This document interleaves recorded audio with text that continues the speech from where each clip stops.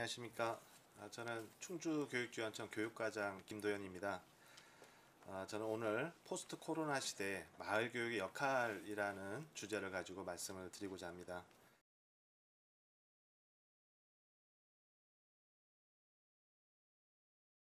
공동체의 힘을 느낄 수 있는 마을교육회의입니다.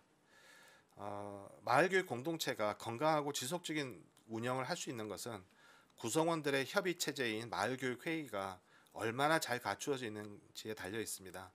이번에는 몇 지역의 마을교육회의 사례를 살펴보겠습니다. 먼저 충주의 금곡 생태마을학교입니다. 충주시에서 가장 많은 인구수를 차지하고 있는 연수동은 여러 학교가 위치하고 있지만 주민자치 프로그램은 주로 성인 위주로 운영되고 있었고 청소년을 위한 공간이나 프로그램은 부족한 상황이었습니다.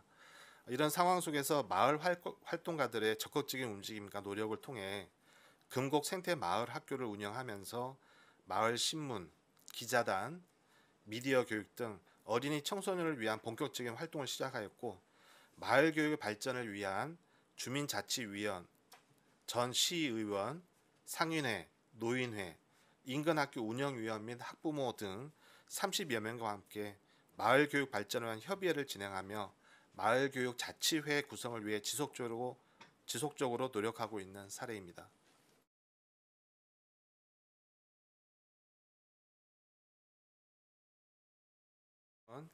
지자체와 함께하는 미래형 교육자치협력지구입니다. 지난 7월 충주에서는 보기 드문 행사가 하나 열렸습니다.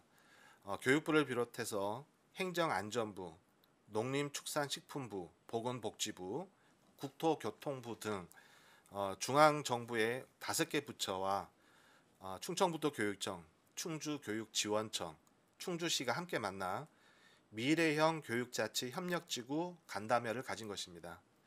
아마 지금껏 중앙정부부처와 교육청, 교육지원청, 그리고 기초자치단체가 만나 교육을 매개로 회의를 열린 것은 아마 처음이 아닐까 싶습니다. 2시간여의 짧은 시간의 만남이었지만 이날 간담회를 통해 얻은 것은 매우 큰 것이었습니다.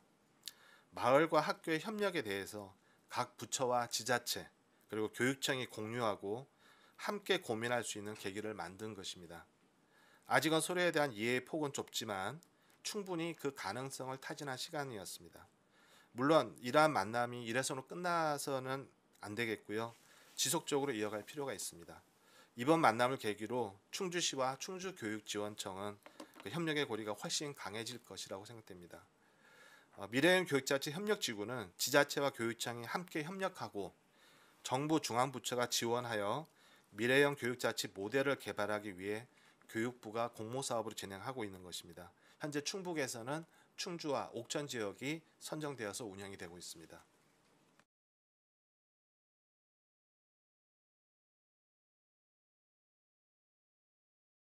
먼저 우리가 추진하는 행복교육지구의 핵심은 공동체입니다. 단순히 공모사업 선정을 위해 만들어지는 공동체가 아닌 교육과 학생을 위한 공동체여야 합니다. 앞선 사례들에서 보았듯이 소규모로 실천했던 그런 활동들이 눈덩이 불어나듯 커질 수 있어야 합니다. 이를 위해서는 행복교육주 사업이 눈덩이의 씨앗이 될 수 있는 역할을 해야 합니다. 우리 안에 내재된 공동체성과 자발성의 DNA가 활성화되도록 함께 노력해야겠습니다. 두 번째는 마을과 학교의 협력입니다. 마을은 학생들을 위해 공간과 자원을 내어야 합니다. 학교는 마을의 자원을 교육과정으로 들여와야 합니다. 이를 위해서는 음성 대소초의 사례에서처럼 학교 교직원과 마을교육 활동가는 늘 만나고 협의해야 합니다. 마지막으로 지자체와의 협력입니다. 행복교육지구는 민, 관, 학이 만나는 곳입니다. 당위성만 강조하며 요구만 하거나 민원으로 인식하고 소극적으로 임하는 상황 속에서는 만남은 이루어지지 않습니다. 이제 4년차라는 짧은 시간이 지났을 뿐입니다. 아직 충분하지는 않지만 그동안 각자는 많은 인식의 변화를 가져왔습니다. 서로가 배려하고 이해하려는 노력 속에서 실질적인 만남을 가질 수 있어야 하겠습니다.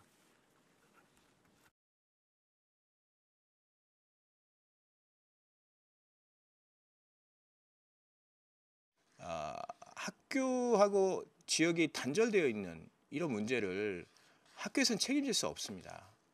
결국에는 주민들이 책임져야 되는 것이고, 또 주민들이 선생님들에게 손을 내밀 때 가능한 일입니다.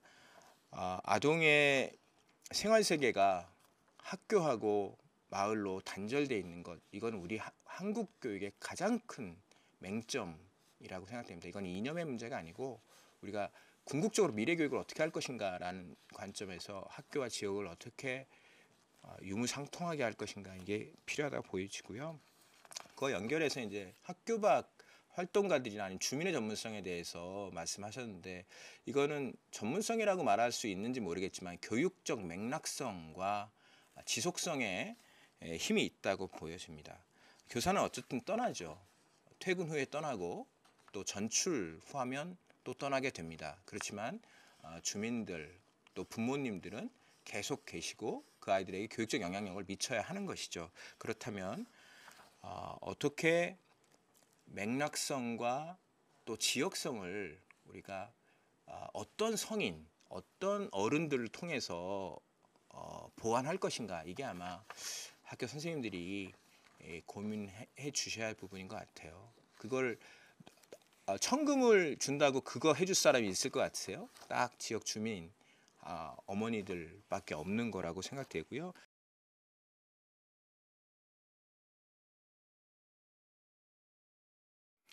포스트 코로나 시대 아마 마을 교육이 답이다.